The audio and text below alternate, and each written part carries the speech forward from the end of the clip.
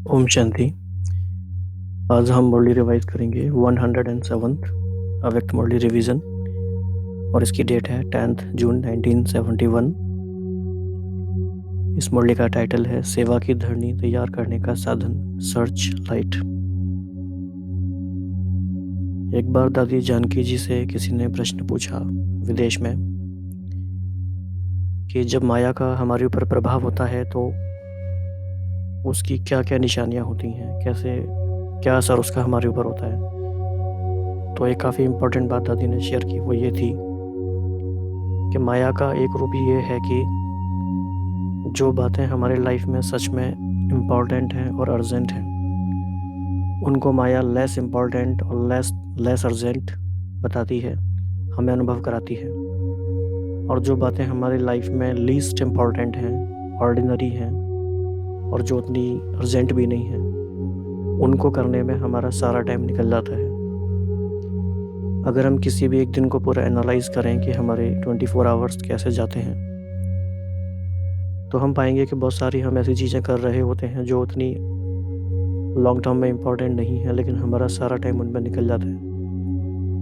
और जो सच में हमारे लिए इम्पॉर्टेंट और अर्जेंट चीज़ है उसके लिए टाइम निकालना हमारे लिए मुश्किल हो जाता है। तो इस बात को ध्यान में रखते हुए आज की मुरली को हम इम्पोर्टेंट समझते हुए और most important task of the day है ये हमारा, ऐसा समझते हुए इसको हम रिवाइज करेंगे। हर मुरली में कुछ ऐसी बातें होती हैं जो फर्स्ट टाइम आई हुई होती हैं और नई बात होती हैं और इसीलिए वो उस मुरली का टाइटल बन जाती हैं। और कुछ बातें इस रीति से आती हैं कि बाबा उन्हें बार बार रिवाइज करा के हमें पक्का कराना चाहते हैं। तो ऐसी ही दोनों तरह की बातों को हम देखेंगे। तो कौन सी बातें यूनिक बात हैं और कौन सी बात हैं जो बाबा रिवाइज करा रहे हैं। तो इस मुरली की जो यूनिक बात है वो है सर्च लाइट। लाइट शब्द बाबा ने कई तरह से यूज़ किया हुआ है। बाबा ने लाइट हाउस भी कहा है, बाबा ने लाइट और माइट स्थिति भी कहा हुआ है, डबल लाइट शब्द भी कहा हुआ है और आज बाबा ने कहा है सर्च लाइट। तो बाबा ने सेवा के कनेक्शन में ये बात बताई है कि जब भी कहीं सेवा करने जाते हो तो पहले सर्च लाइट दो। ये एक बहुत ही स्पेसिफिक और बहुत इम्पोर्टेंट टेक्निक है या एक बहुत इम्पोर्टेंट तरीका है सेवा की धरनी को तैयार करने का और उन आत्माओं को तैयार करने का जिनके साथ या जिनकी हमें सेवा करने का के लिए जाना है। इसमें बाबा ने एक बात फिर ये भी ऐड की कि अभी क्योंकि समय कम है, काम बहुत ज़्यादा है, तो 1000 गुना सफलता पाने के लिए प्रयास करना है। अगर इस बात को हम लिटरली भी अगर ले लें 1000 गुना सफलता, तो it is a very very ambitious target. अगर हमें किसी चीज़ में डबल या ट्रिपल 4 गुना भी अगर करना होता है किसी चीज़ को तो उसके लिए बहुत सारा एफर्ट चाहिए। और अगर हमें किसी चीज़ में 1000 गुना सफलता चाहिए तो वो जिस तरीके से हम करते आए हैं वैसे तो नहीं होगा, तो कुछ उसमें एक तरीका लगाना पड़ेगा। इसके बाद बाबा ने एक नया पॉइंट इसमें आज कहा कि जब भी किसी की सर्विस करते हो तो ये याद रखना है कि दूसरों की सर्विस करने के साथ साथ अपनी सर्विस पहले करनी है। फिर बाबा ने इसमें स्पष्ट भी किया है कि अपनी सर्विस करने का क्या मीनिंग है। अपनी सर्विस करने का मतलब है आत्मिक स्थिति में रहना। फिर बाबा ने कहा कि ऐसा आपको पुरुषार्थ करना है कि आत्माएं मन से नमस्कार करें। बाबा ने कहा एक तो है बाहर से नमस्कार करना, एक है मानसिक रूप से नमस्कार करना। मानसिक रूप से नमस्कार करने का मीनिंग बाबा ने बताया है कि मन ही मन वो आपके गुण गाएं। तो ऐसा आप बच्चों को करना है। इसके अलावा अगर हम ये बात थोड़ा बाबा की कैच कर पाए, बाबा का एक थीम ये भी रहा है पिछले 3-4 मुरलियों से कि आप बच्चे जब पूरे विश्व में सेवा करने जाते हो तो आपके सामने बहुत बड़े बड़े लोग आते हैं, चाहे वो लौकिक ज्ञान के हिसाब से बड़े बड़े लोग हों, चाहे वो पावर में बहुत बड़े लोग हों, नेता हों, बड़े बड़े अधिकारी हों, या वो धर्म के हिसाब से बड़े बड़े धर्म नेता हों। तो बाबा हमेशा बार-बार ये रिमाइंड करा रहे हैं स्वमान को कि आप हमेशा याद रखो कि आप ऑलमाइटी गवर्नमेंट के मैसेंजर हो। आपको आपको अपना स्वमान कभी भी कम नहीं करना है और अपने आप को कभी भी एक कमज़ोर स्थिति में नहीं महसूस करना है। बाबा ने कहा कि जो आपके सामने आएँगे, आपकी आत्मिक स्थिति, आत्मिक वृत्ति और दृष्टि से वे अपने आप को कागज़ का शेर महसूस करेंगे। फिर बाबा ने कहा कि वो शेर से भैंस बन जाएँगे बल्कि। तो ये सब बहुत ध्यान से समझने की बात है कि बाबा का क्या अप्रोच है, बाबा क्या कहना चाह रहे हैं। और बाबा को इस बात का कितना ख़्याल है कि बच्चों को सेवा के लिए मैं कैसे तैयार करूँ। तो मुरली में सबसे पहली बात बाबा ने शुरू की थी त्रिशूल से कि बाबा सभी बच्चों के मस्तक पे 3 रेखाएँ देख रहे हैं। और त्रिशूल का मीनिंग बाबा ने यहाँ बताया है। त्रिशूल में जो 3 रेखाएँ होती हैं, बाबा ने कहा वो विजय की निशानी है। यानी मन, वचन और कर्म तीनों बातों में सफलता की निशानी त्रिशूल है। और उसमें जो बीच में बिंदु होता है वो आत्मिक स्थिति की निशानी है। और जो सबसे नीचे लाइन होती है वो क्लीन एंड क्लियर लाइन की निशानी है। तो इस तरह से बाबा ने त्रिशूल की बात को बताया। फिर बाबा ने कहा कि 3 बातें याद रखनी हैं। पहली बात है कि हम सब एक मत पर चलने वाले एक के हैं और एक मति वाले हैं। दूसरा, एक का ही नाम लेने वाले और सभी को याद दिलाने वाले एक नामी हैं और सभी तरह की इकोनॉमी करने वाले हैं। तो ये 3 बातें याद रखनी है। लेकिन इसमें अगर हम थोड़ा देखें इस बात को कि इकोनॉमी किस किस चीज़ की करनी है, तो जैसे ही इकोनॉमी टर्म आता है तो सबसे पहले ये मन में आता है कि रिसोर्सेज की इकोनॉमी, उसमें भी स्थूल धन इम्पॉर्टेंट है पहले। लेकिन बाबा ने कहा कि समय की इकोनॉमी, संकल्पों की इकोनॉमी और यहाँ तक कि चलन की इकोनॉमी। तो इकोनॉमी वाला जो कॉन्सेप्ट है ये ओवरऑल एक अप्रोच की बात है लाइफ में। और इस बात का संबंध इस बात से भी है, 1000 गुना सफलता पाने वाली जो बात है उसका इससे कनेक्शन है। क्योंकि इकोनॉमी मीन्स आपको अपनी एफिशिएंसी बढ़ानी पड़ेगी और एफिशिएंसी बढ़ाने के बाद ही सक्सेस का जो मैग्नीट्यूड है वो बढ़ेगा। तो इकोनॉमी एक बहुत इम्पॉर्टेंट कॉन्सेप्ट है, इस पे हमें फोकस करना है और हमें देखना है कि दिन भर हम किस किस बात में इकोनॉमी करके आगे बढ़ सकते हैं। इसके बाद बाबा ने फिर से इशारा दिया है, हालांकि ये हमने कई बार सुना है कि बालक सो मालिक।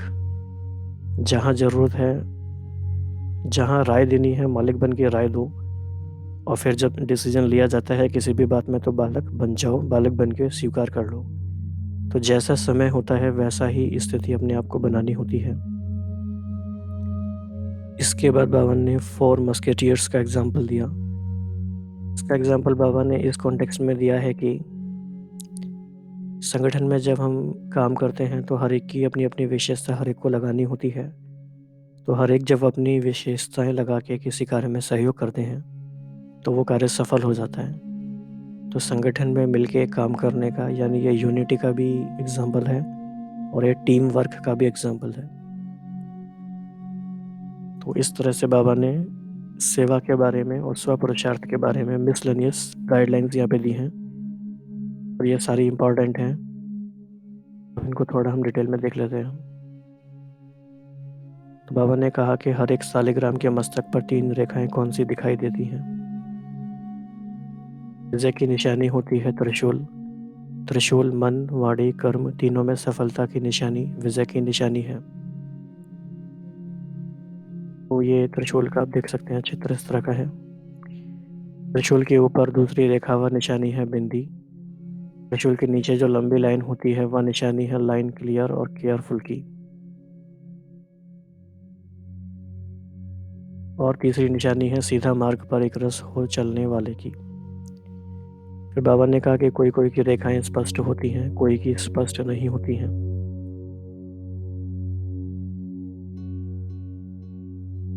ये तीनों रेखाएं कैसी हैं, इनको सदैव अपने मस्तक की इन रेखाओं से अपनी स्थिति को परख सकते हो। बाबा ने फिर यहाँ कहा कि अभी से उन आत्माओं के ऊपर अपनी सर्च लाइट डालने शुरू करना है। इसमें हम ये चित्र देख सकते हैं। इसमें दिखाया गया है कि सर्च लाइट डालने के बहुत तरीके हो सकते हैं, लेकिन इसमें एक हेलीकॉप्टर के माध्यम से दिखाया गया है। तो हम भी फरिश्ते की तरह जब उड़ते हुए अपने आप को महसूस करेंगे, तो इस तरह की सर्च लाइट हम आत्माओं पे और भिन्न भिन्न स्थानों पे डालने का अभ्यास कर सकते हैं। तो बाबा ने इसमें बहुत स्पेसिफिक लाइन यूज़ की है कि आप आत्माओं को चुन सकते हो। सर्च लाइट बंद करके ही चलते फिरते हो व जब बैठते हो तभी सर्च लाइट देते हो। एक एडिशनल इशारा है। निरंतर सर्च लाइट समझकर चारों ओर वायुमंडल को बनाने का कर्तव्य अभी से ही करना है। सर्च लाइट समझकर चारों ओर वायुमंडल को बनाने का कर्तव्य अभी से करना है, क्योंकि अभी समय कम और सफलता 1000 गुना दिखानी है।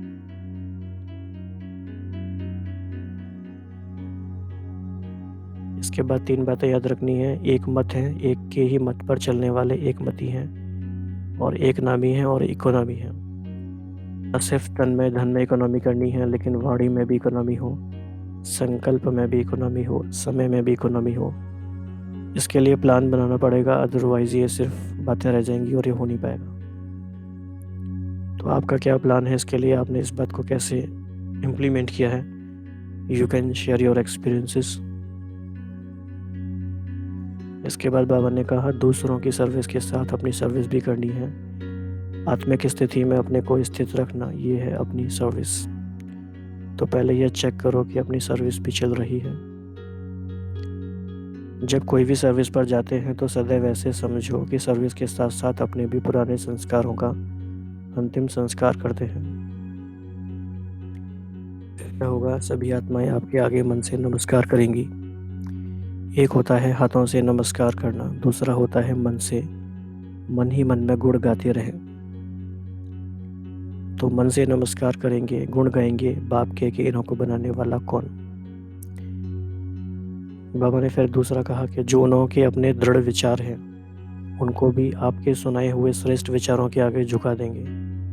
जैसे अभी डिफरेंट आइडियोलॉजीज, फिलोसफीज दुनिया में हैं, एंड दे थिंक कि दे आर राइट, बट बाबा इज सेइंग कि when they will listen your thoughts, your elevated thoughts, then they will bow down before you. तो यह नमस्कार हुआ ना, मन से नमस्कार करें, यह पुरुषार्थ करना है। बाहर के भक्त नहीं बनाना है, लेकिन मानसिक नमस्कार करने वाले बनाना है। वही भक्त बदलकर ज्ञानी बन जाए। बाबा ने कहा कि दूर से ही मालूम पड़ता है कि कोई सर्च लाइट है, भले कहाँ भी कितने भी बड़े संगठन में हो, लेकिन संगठन के बीच में दूर से ही मालूम पड़े कि यह सर्च लाइट है, अर्थात मार्ग दिखाते रहें। तो आप लोग नॉलेज और लाइट, याद की सर्च लाइट। सर्च लाइट में 2 बातें हैं, नॉलेज एंड याद। संकल्प के आधार से विजय कर्म में भरी हुई है। जब खास सर्विस पर जाते हैं तो अपने ऊपर भी खास ध्यान देना होता है। साधारण सर्विस करते हो तो साधारण स्मृति रहती है। जब कोई भी विशेष कार्य करना होता है तो विशेष याद रहती है। इसलिए पावरफुल स्मृति में रहने से वायुमंडल को पावरफुल बनाना है। और पावरफुल स्मृति के लिए आपको याद होगा बाबा ने जज वाला एग्जाम्पल दिया था। तो इस तरह से भी हम मुरलियों को आपस में इंटरकनेक्ट कर सकते हैं। इसके बाद बाबा ने एक सेंटेंस दिया, अश्व चक्र लगाकर आत्माओं को यज्ञ में स्वाहा कराने के लिए जा रहे हैं। इस लाइन के पीछे एक पूरी अपनी कहानी है, लेकिन because of shortage of time we will discuss it in some other मुरली। तो स्मृति स्वरूप की 1-2 को हर समय स्मृति दिलाने से एक मत हो जाएंगे। ये इम्पॉर्टेंट लाइन है, और इसको डिकोड करने के लिए आपको इस पे थोड़ा विचार करना पड़ेगा। बाबा ने फिर कहा कि हर एक की अपनी विशेषता कौन सी है। जैसे 4 मस्केटियर्स का सुनाते हैं, तो 1-2 में मिलजुल कर हर कार्य को सफल बनाना है। हर एक अपने ऊपर विशेष एक ड्यूटी ले, हर एक अपने विशेष कार्य की जिम्मेवारी सुनाओ। संगठन में होते हुए भी अपनी विशेषता का सहयोग देने से सहज हो जाता है। फिर बाबा ने कहा, कितना भी कोई किन बातों द्वारा आप लोगों को हराने की कोशिश करें, लेकिन जब प्रैक्टिकल अनुभवी मूर्त होकर के उनको आत्मिक दृष्टि और पावरफुल स्थिति में स्थित होकर 2 शब्द भी पावरफुल बोलेंगे, तो वह अपने को कागज़ का शेर समझेंगे।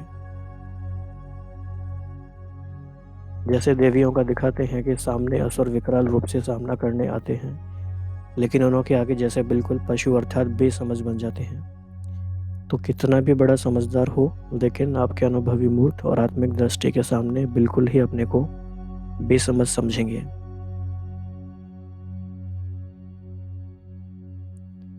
तो शक्तियों के पाँव के नीचे सदैव भैंस दिखाते हैं, क्यों? कितना भी कोई अपने आप को सेंसिबल नॉलेजफुल समझे, लेकिन भैंस बिल्कुल बेसमझ होती है, बनकर एक रूप आए और बन जाए दूसरा रूप। तो इस तरह का एक्सपीरियंस आप सभी को कभी ना कभी होगा ही। क्या याद रखना है, ये एक इम्पॉर्टेंट लाइन है, हम ऑलमाइटी अथॉरिटी के द्वारा निमित्त बने हुए हैं। ऑलमाइटी गवर्नमेंट के मैसेंजर हो, कोई से भी डिस्कस में अपना माइंड डिस्टर्ब नहीं करना है, नहीं तो वे लोग साइंस की शक्ति से संकल्पों को भी रीड करते हैं। ये 4th लाइन इसमें इम्पॉर्टेंट है। और अंबिका दीदी ने अभी जो स्पार्कलिंग की जितनी भी क्लासेस हुई उसमें ये बात फोकस की कि अंत में ऐसे ऐसे साइंस के साधन निकलेंगे। उन्होंने कहा निकलेंगे नहीं, अभी निकल चुके हैं, कि आप कुछ भी कहो लेकिन they can read your thoughts and your स्थिति थ्रू सम इंस्ट्रूमेंट्स। तो अगर आपका माइंड डिस्टर्ब हुआ तो वो डिस्टर्बेंस की बात वो इंस्ट्रूमेंट्स के द्वारा रीड हो जाएगी, तो फिर वो बात नहीं रहेगी जो होनी चाहिए। तो बाबा ने यहाँ इशारा दिया है ये 1971 में। जब कोई ऐसी बात सोची भी नहीं जाती होगी तो आप सोचिए कि this is an important reference. इसीलिए कभी भी कोई बात का आवाज़ भी आए तो अपने को डिस्टर्ब नहीं करना है। और क्या करना है, अपनी आत्मिक दृष्टि का नेत्र और मन मनाभाव का मंत्र प्रयोग करना, तो शेर से भैंस बन जाएंगे। जादू मंत्र तो आता है ना। Now this line is very very very important.